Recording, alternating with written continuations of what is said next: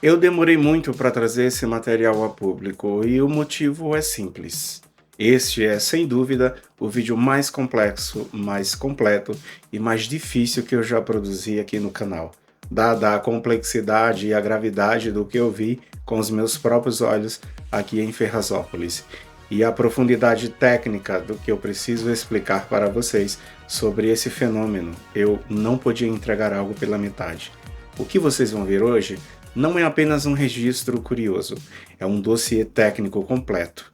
Prestem muita atenção, porque as imagens e provas que eu vou mostrar hoje vão mudar definitivamente a forma como vocês olham para o céu.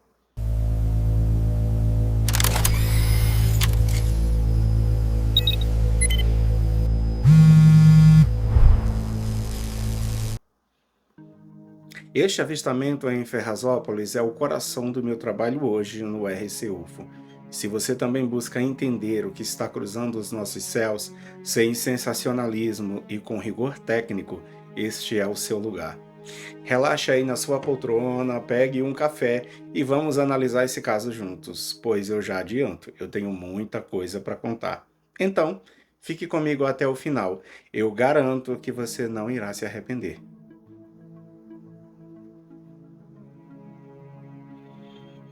Em meados de novembro de 2025, às 8 horas da manhã, aqui em Ferrazópolis, eu estava voltando do passeio com meu cachorro Zeca.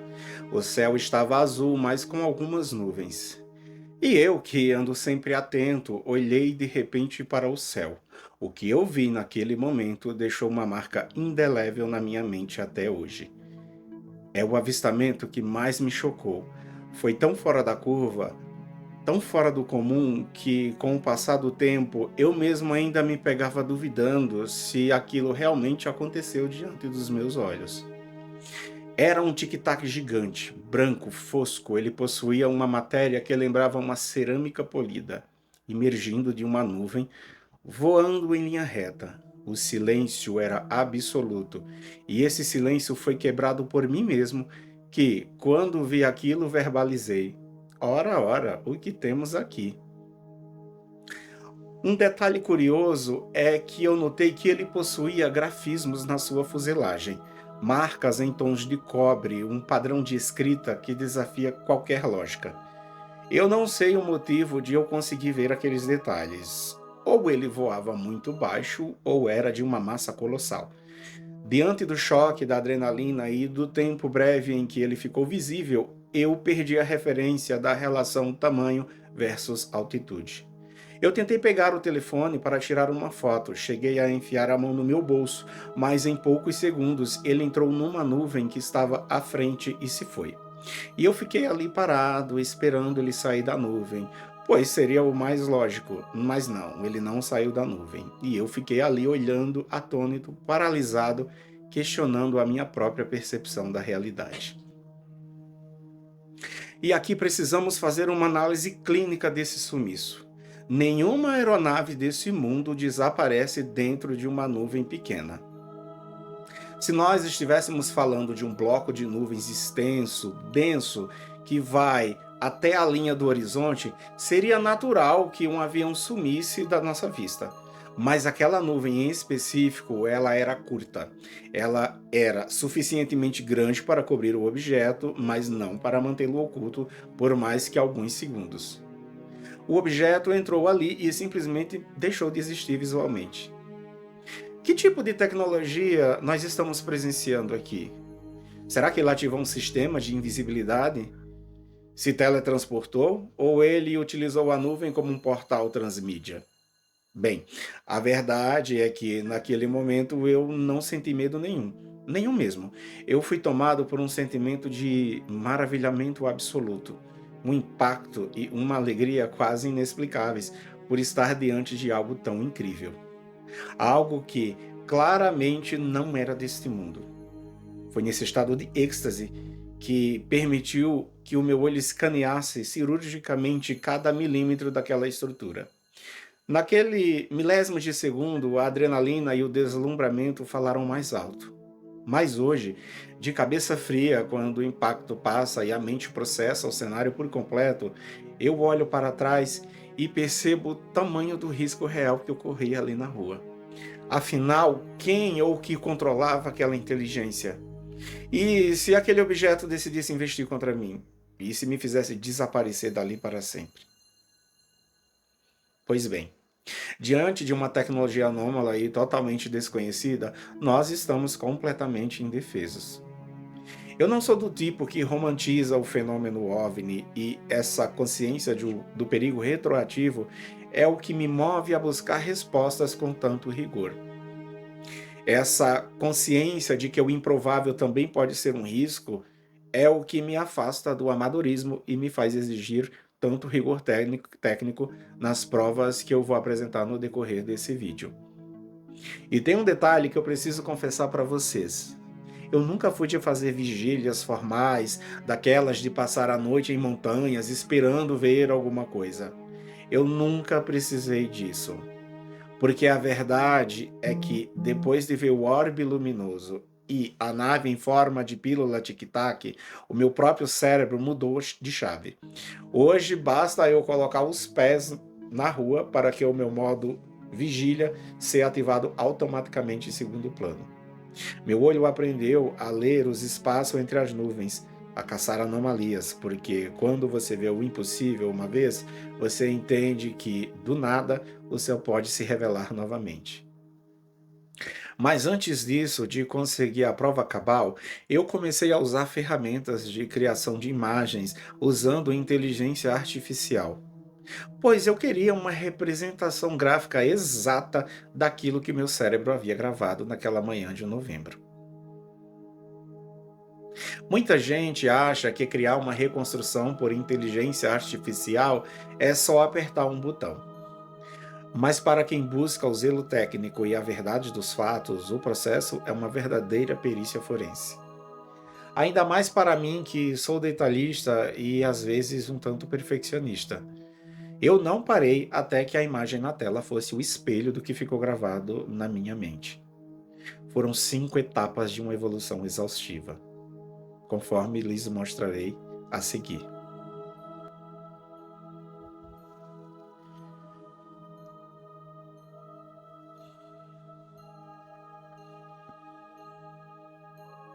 Conforme essa imagem que vocês estão vendo, a IA tentou simplificar o que eu descrevia. Ela criou um emaranhado de códigos que parecia um QR Code. Era algo muito simplório, quase uma interpretação literal de dados na fuselagem. Eu descartei na hora. Aquilo não tinha a complexidade tecnológica que eu presenciei.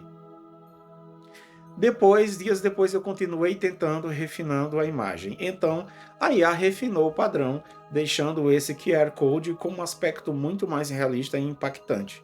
Ficou uma imagem bonita, mas eu sabia que ainda não era aquilo. A minha memória não aceitava aquela rigidez quadrada, mas eu ainda não sabia com exatidão como descrever os grafismos de cobre do objeto com total precisão. Na terceira tentativa, chegamos em algo que visualmente era incrível. Os detalhes de cobre na fuselagem pareciam engrenagens eletrônicas, como se um microchip gigante estivesse fundido à própria pele da nave. Mas eu sentia que ainda faltava algo. Não era aquilo.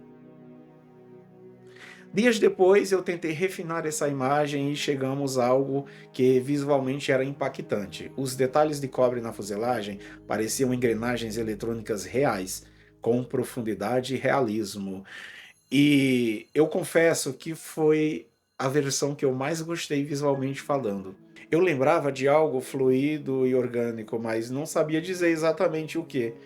Eu já tinha a forma, a cor correta do tic-tac, mas os grafismos, eles ainda eram genéricos. Eu sabia que tinha visto algo muito mais específico, mas eu não conseguia lembrar completamente o que era. Eu estava quase desistindo, até que assistindo um vídeo no canal no YouTube, Freak TV, sobre uma queda de um OVNI charuto em 1991, na fronteira do Cazaquistão com o Quirguistão, caso que ficou também conhecido como Shaitan Mazar ou, em tradução livre, a Montanha do Diabo. No momento em que o canal apresentou as imagens, os grafismos que pertenciam aos destroços daquele objeto, a chave girou. A minha memória desbloqueou 100% e foi o gatilho que faltava. O cérebro humano é assim. Às vezes precisa de uma referência externa para destravar um detalhe que havia escondido no subconsciente. E naquela hora eu lembrei com precisão cirúrgica os grafismos de cobre daquela fuselagem que eu vi naquela manhã de Ferrazópolis realmente pareciam letras árabes em alto relevo de cobre. Quando a inteligência artificial cruzou essa referência com a minha descrição técnica, o resultado foi imediato e arrepiante. Ela reproduziu na pílula exatamente o que eu vi. Aqueles detalhes em cobre com aquela escrita impossível finalmente alcançaram mais de 90% de fidelidade. Ali eu soube que o dossiê estava completo. Eu não estava mais criando uma imagem, eu estava resgatando uma prova. Com essa referência da Freak TV, voltei ao prompt da IA. Dessa vez com a memória desbloqueada e o padrão de escrita correto, e o resultado foi imediato. Este, senhores e senhoras, é o objeto que eu vi flutuando sobre o Ferrazópolis em novembro de 2025. É a representação mais fiel que pude extrair da minha própria mente. Ao olhar para esta imagem, a dúvida que me assombrava desapareceu. E agora eu sei o que eu vi. Eu compartilho isso com vocês no RC UFO para que possamos juntos continuar essa investigação. O que é aquilo? O que é aquilo?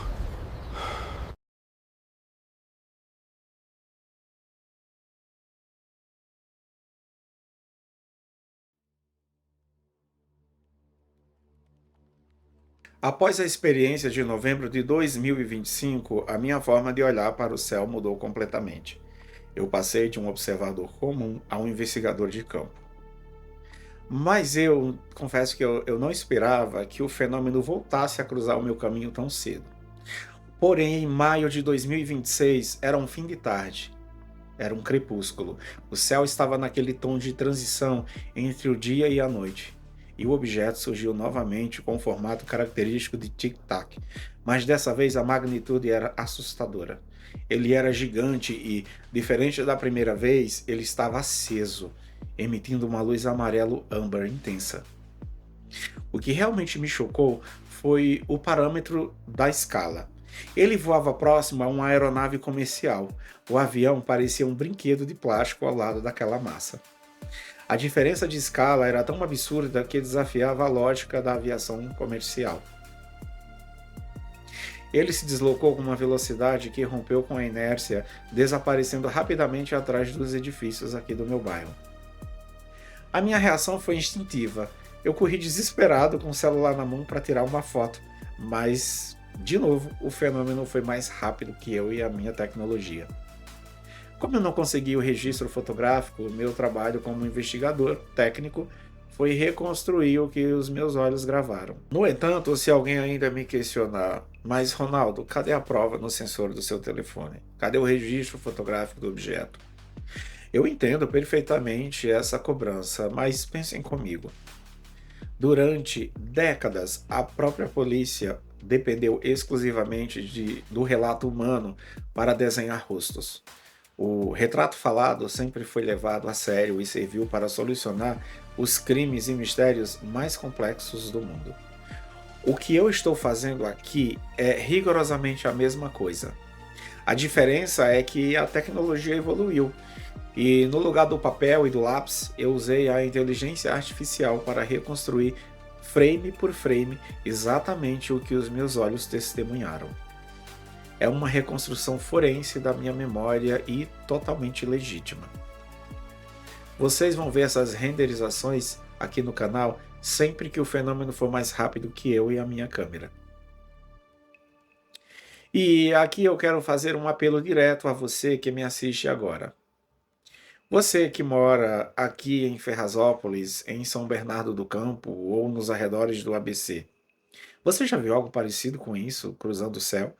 Sabe de algum vizinho, algum parente ou conhecido que testemunhou um objeto com essa mesma descrição? Ou algo parecido com isso? Por favor, deixe isso nos comentários, porque não é possível que só eu veja. Afinal, o céu está aberto para todos nós, e o que aconteceu naquele fim de tarde pode ter deixado outras testemunhas na nossa região.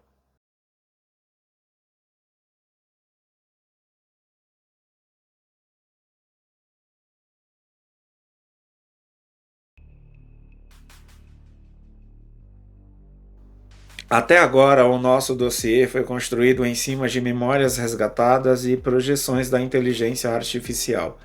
Mas a partir de agora, o cenário muda completamente. Nós sairemos do campo das lembranças e entraremos no campo das evidências físicas brutas. A partir deste ponto, eu não dependo mais de algoritmos ou de recortes mentais. O que vocês vão ver agora são os arquivos reais, as fotografias capturadas pela minha lente, acompanhadas de seus respectivos metadados. É a certidão de nascimento digital que prova a hora, o dia e a autenticidade do registro. Essas provas revelam que a logística do fenômeno em Ferrazópolis é muito mais complexa do que imaginávamos. Em novembro de 2025, eu não vi apenas um objeto isolado, eu documentei uma frota inteira. Durante 3 dias consecutivos, eles cruzaram e operaram nos céus do meu bairro. Eles voavam muito alto e era muito longe. Então eu usei o equipamento que eu tinha na época, que era um Galaxy A56 que dependia de zoom digital. As imagens não têm a nitidez de uma câmera profissional, eu admito, mas para o investigador o que importa é o rastro, a forma e a presença.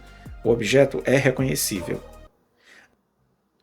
Se esses objetos menores são parte da mesma frota, eles confirmam a realidade dos objetos gigantes que presenciei anteriormente. É a prova física de que a minha observação tem base real. Aqui está a prova cabal de que eu não estava tendo visões irreais.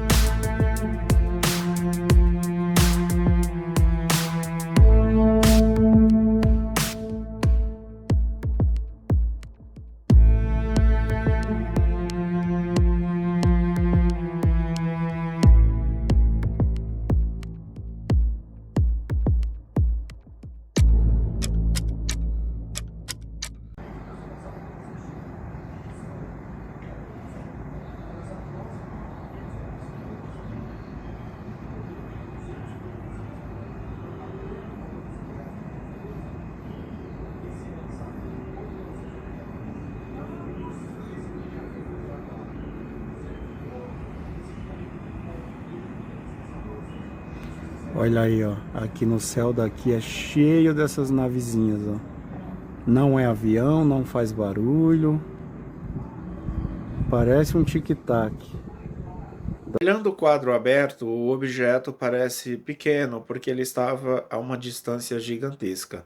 Mas eu convido você que está assistindo pelo celular a fazer um teste muito simples. Use o recurso de zoom, de pinça, no próprio YouTube aí na sua tela. Dá um zoom bem no centro do vídeo.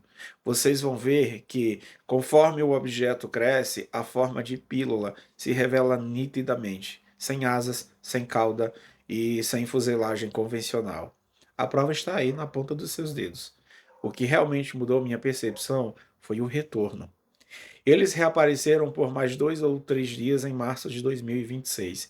E é aí que a hipótese de acaso cai por terra. Sim, existe um cronograma, uma logística ou um padrão operacional nessas incursões. E isso se provou não ser aleatório.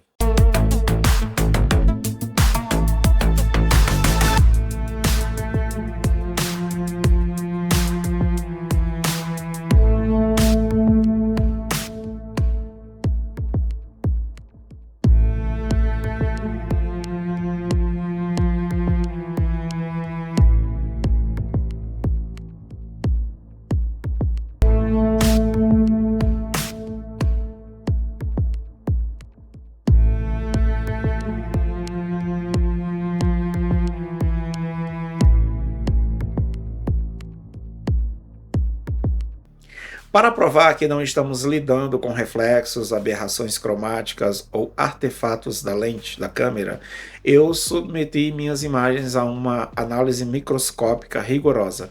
Utilizando microscopia de borda, examinei a integridade física desses objetos. O resultado é claro: as bordas confirmam que temos ali um objeto sólido, com massa definida, que desloca o ar e interage com o ambiente.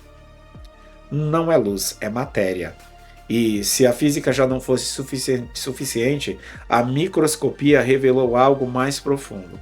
Ao ampliar a superfície de um dos tic-tacs, detectamos padrões de baixo relevo, grafismos que não são pinturas, mas marcas esculpidas na própria estrutura do objeto.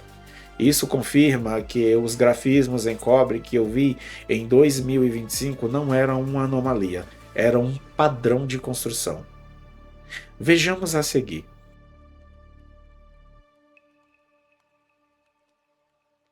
Olhem com atenção para essa imagem na tela. O que você está vendo agora é um documento de extrema importância. O laudo de perícia forense do caso Tic Tac, realizado pelo canal RC UFO.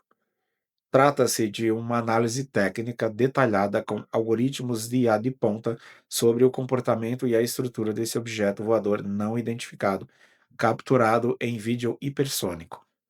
Senhores, isso que estamos mostrando não é um zoom comum. Dentro da análise forense digital, nós aplicamos técnicas avançadas de microscopia digital e pixel mapping, ou seja, mapeamento de pixel. O software escaneou as entranhas digitais da imagem, reconstruiu bordas do objeto e trouxe à tona uma engenharia que olho humano nenhum conseguiria enxergar na foto bruta. Resumindo, colocamos as imagens sob as lentes do microscópio digital. Vamos começar analisando a estrutura física desse objeto, focando nos quadrantes do lado esquerdo. No primeiro painel, a IA de ponta aplicou um filtro forense de nitidez e contraste diretamente no frame original do vídeo. O resultado impressiona. A fuselagem é completamente lisa. Não existem asas, não existem caudas, janelas ou qualquer tipo de propulsor visível. Essa ausência total de apêndices aerodinâmicos é confirmada logo abaixo, na reconstrução morfológica em 3 dimensões. O modelo computadorizado estima uma geometria estritamente ovoide e cilíndrica, o que bate perfeitamente com a descrição clássica do famoso formato de tic-tac, operando com zero superfícies de controles convencionais. Mas se a engenharia do objeto desafia a lógica, o seu movimento, que vemos nos painéis da direita, é ainda mais surpreendente.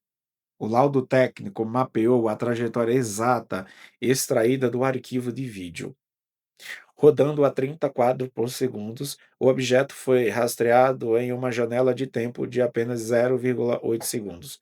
Nesse intervalo crucial, entre os pontos T0 e T0.8, o objeto realizou um deslocamento relativo estimado em 1,2 quilômetros.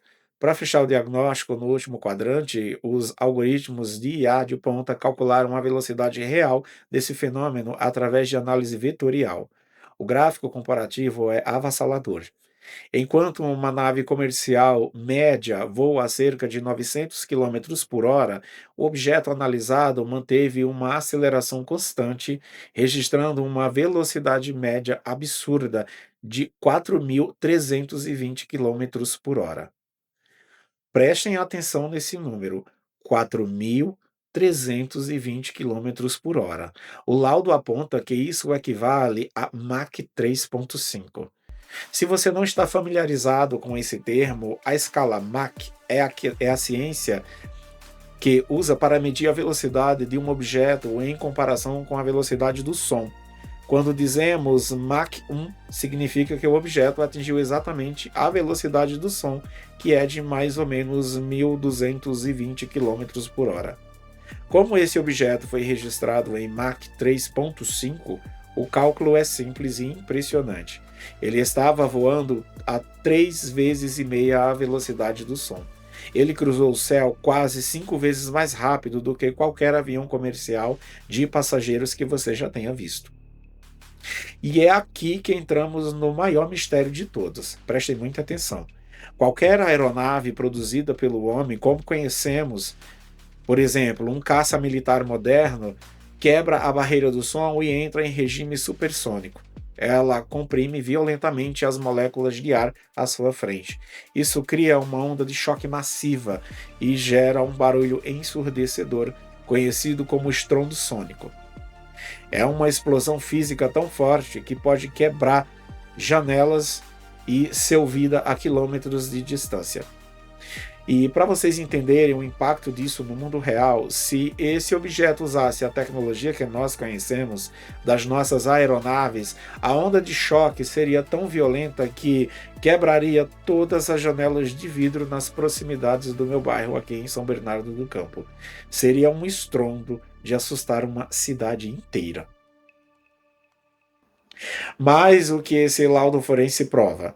O mais impressionante de toda essa análise que você está vendo na tela, bem, esse objeto voa a Mach 3.5 em baixa altitude em total absoluto silêncio, sem emitir nenhum estrondo sônico, sem quebrar um único vidro.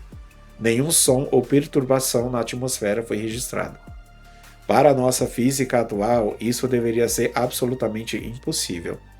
Deslocar-se nessa velocidade sem empurrar o ar e criar uma onda de choque sugere duas possibilidades revolucionárias. Ou o objeto possui uma aerodinâmica totalmente desconhecida que anula o atrito com a atmosfera, ou ele estava, de alguma forma, distorcendo o próprio espaço-tempo ao seu redor para se mover sem sofrer a resistência do ar. Nenhuma tecnologia humana é capaz de fazer isso. Estamos falando de algo que não apenas supera os nossos aviões mais modernos, mas que desafia as próprias leis da física como as conhecemos hoje. E é por isso que esse caso deixa cientistas de cabelo em pé. O estudo detalhado do documento, aqui no laudo 2, divide-se em duas etapas principais: a comprovação da consistência geométrica do objeto através de diferentes capturas e o contraste comparativo com a aviação comercial padrão. No lado esquerdo, a análise de evidências fotográficas examina 3 capturas distintas, identificadas como foto A, datada de 15 de março de 2026, foto B e foto C.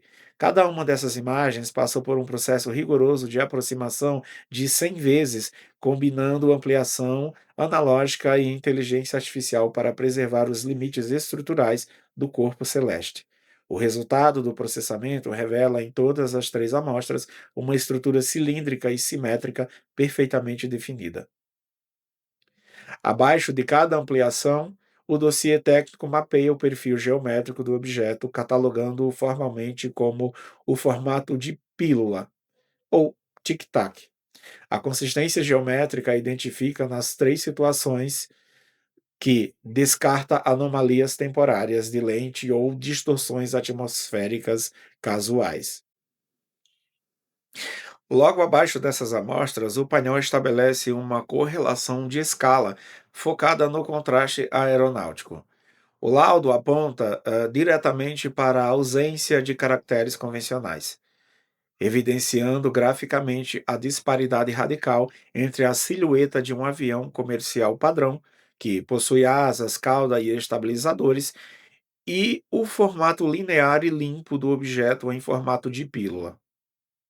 Do lado direito do documento, a análise forense ganha uma perspectiva prática de escala em céu aberto. Uma imagem de controle mostra um avião visto a grande distância contra o fundo azul. Ao aplicar a ampliação do avião, o laudo coloca lado a lado um quadro comparativo final.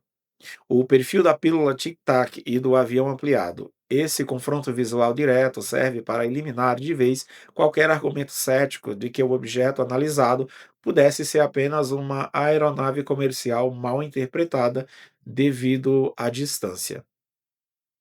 Enquanto o avião exibe toda a sua complexidade aerodinâmica de asas, turbinas e estabilizadores, o tic-tac mantém-se como um bloco sólido, liso e hermético, sem nenhuma estrutura de sustentação ou propulsão conhecida. Indo para o terceiro laudo, nós podemos observar que o estudo detalhado no arquivo desse laudo revela uma quebra de paradigma na observação do fenômeno, avançando da simples silhueta para a engenharia microscópica do objeto.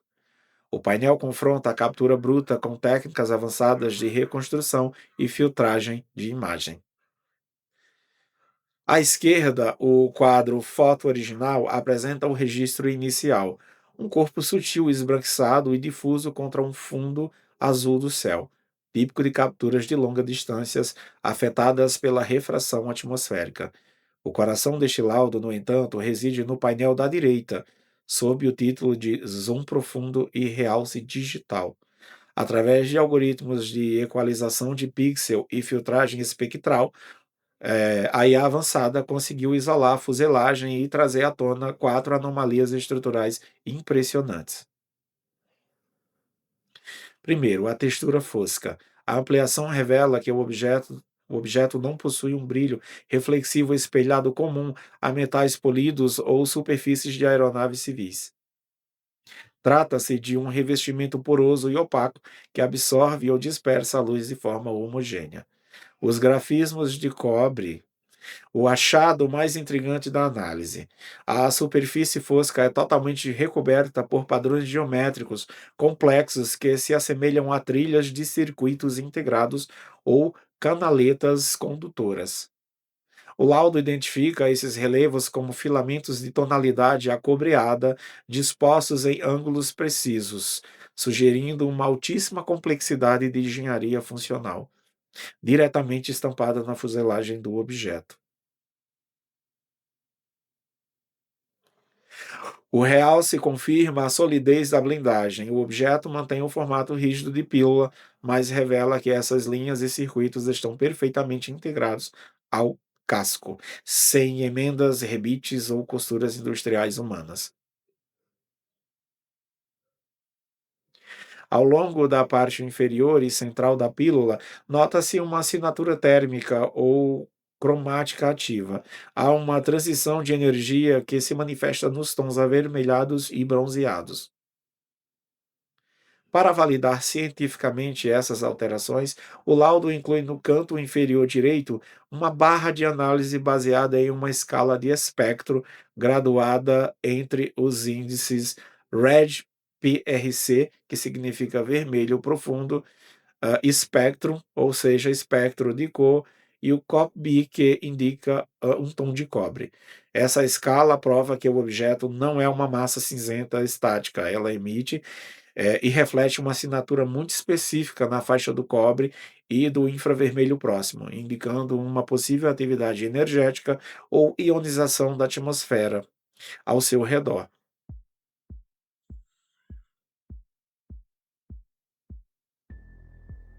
Como já constatamos ali atrás, nos gráficos da microscopia de borda, o objeto opera em uma velocidade de 4.320 km por hora, rompendo a barreira do Mach 3. Portanto, quando revisamos esse fator cinemático, não estamos falando de uma estimativa visual, estamos falando de dados matemáticos consolidados. O que eu quero que você entenda é o peso físico desse número. Atingir Mach 3 e mudar de direção em uma fração de segundo desafia frontalmente toda a engenharia aeroespacial moderna. Nenhum drone, nenhuma aeronave militar tripulada e nenhum metal conhecido na Terra consegue sustentar esse tipo de manobra sem que a sua fuselagem seja completamente desintegrada pela força e o atrito térmico.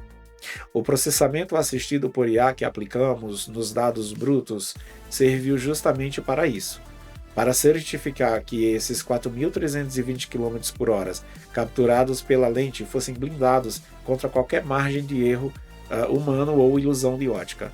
A cinemática confirma que os pixels já mostravam. A tecnologia dessa pílula está décadas à frente da nossa. Durante o monitoramento dessa frota aqui em Ferrazópolis, algo mais começou a ganhar relevância no meu registro de campo. Eu notei que a intensidade e a frequência da movimentação desses objetos tornaram-se drasticamente mais frequentes durante o período da aproximação do suposto cometa 3I Atlas. Eu não tenho elementos para afirmar que existe uma relação causal, ou seja, que um fenômeno esteja diretamente ligado ao outro, mas na investigação técnica anotamos todas as variáveis. A coincidência entre a maior janela de especulação astronômica global e o pico de atividade na minha região é um dado estatístico que eu não posso descartar. Talvez seja apenas um alinhamento cronológico, mas para quem estuda o fenômeno, essa correlação levanta uma questão intrigante. Será que grandes eventos astronômicos funcionam como janelas de tráfego para esses objetos? Por favor, deixem suas opiniões nos comentários. Se alguém aqui também monitorou o céu durante a passagem do 3I Atlas, quero saber se notaram algo de diferente na sua região.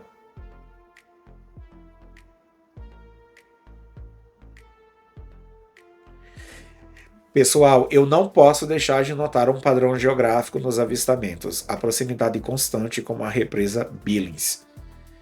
Como investigador, eu sempre analiso o ambiente ao redor. Por que Ferrazópolis e arredores? Estaríamos diante de uma área de interesse estratégico para esses objetos? Para que vocês entendam a precisão geográfica desse caso, observem o mapa detalhado agora na tela.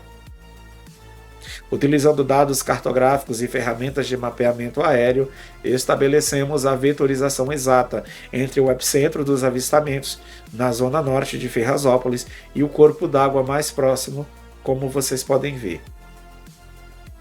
A distância estimada é de apenas 7,3 km em linha reta, até as margens da represa Billings. Uma proximidade tão estreita que, para um objeto operando em velocidades hipersônicas, representa uma fração mínima de segundo de deslocamento, consolidando a nossa hipótese de que a represa não é apenas um pano de fundo, mas sim um ponto geográfico estratégico de interesse dessa frota. Para entender por que eu mencionei a represa Billings, precisamos entrar no campo da especulação fundamentada. A água é um recurso vital, mas na física avançada falamos em algo chamado deutério, que é um isótopo de hidrogênio fundamental para processos de fusão nuclear.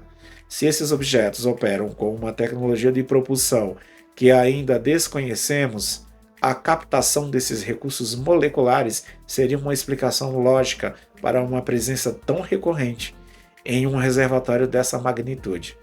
É uma teoria? Sim. Mas, diante das manobras que presenciei, a busca por recursos básicos de energia faz todo sentido técnico. Algo curioso é que a própria NASA detectou uma quantidade de deutério absurda no 3I Atlas. Muitas coincidências, não acham? Eu não estou afirmando que eles estão coletando deutério, mas estou observando que eles orbitam próximo a um recurso que tecnicamente possui os componentes que a física atual aponta como combustíveis do futuro. Eu quero convidar alguém que entende de engenharia física para debater com a gente essa hipótese da coleta do deutério. É algo que faz sentido para o nível tecnológico que esses objetos demonstram, não acham?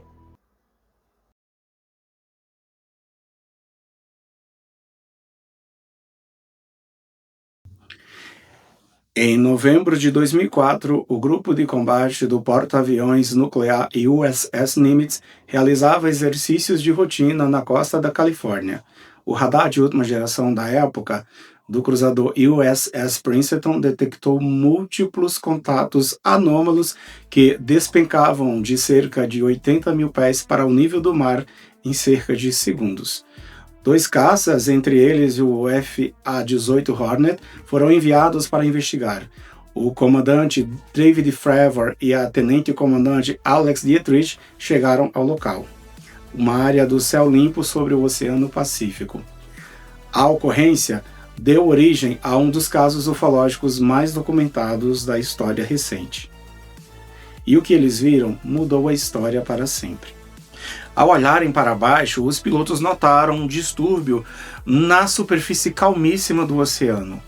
Uma área de água branca e agitada, como se algo grande tivesse submerso, e pairando logo acima desse distúrbio, movendo-se erraticamente de um lado para o outro, estava um objeto cilíndrico branco e liso, de uns 12 metros de comprimento.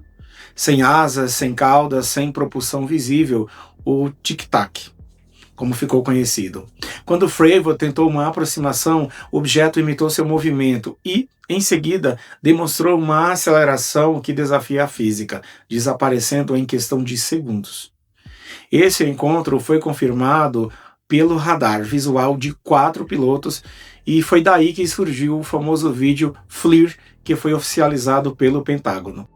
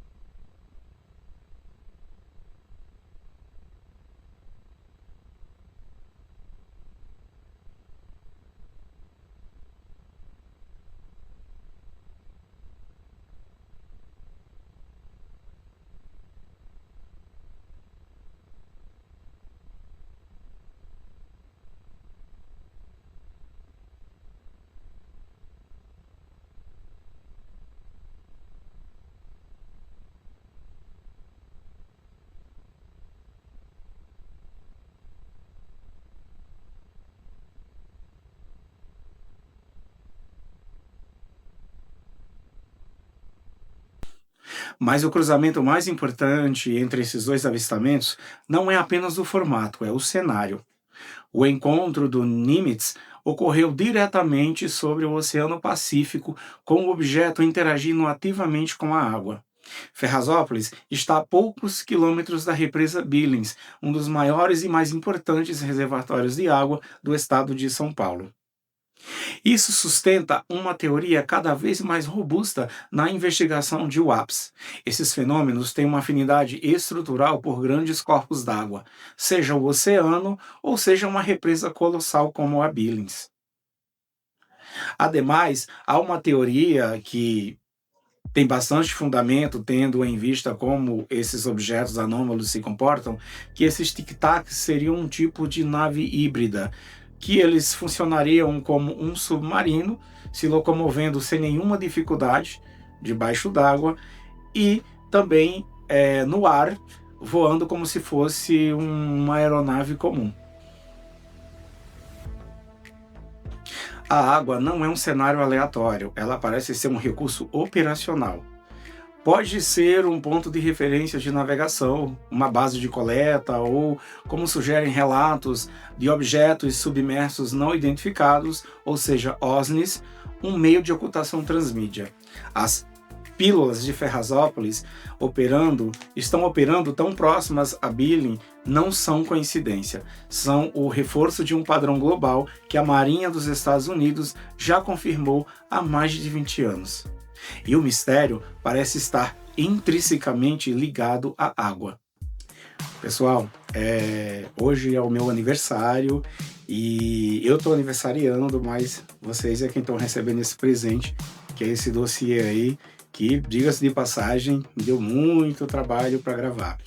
Então, se vocês quiserem tornar o meu dia mais feliz, peço que curtam, comentem e compartilhem o vídeo com as pessoas que vocês acham que podem curtir esse assunto, porque aí aumenta o engajamento do canal e o YouTube entende que o conteúdo é bom, é relevante e passa a recomendar para outras pessoas, né? E aí o canal vai crescendo, tá bom? Esse foi o dossiê de hoje, eu vou ficando por aqui e até a próxima.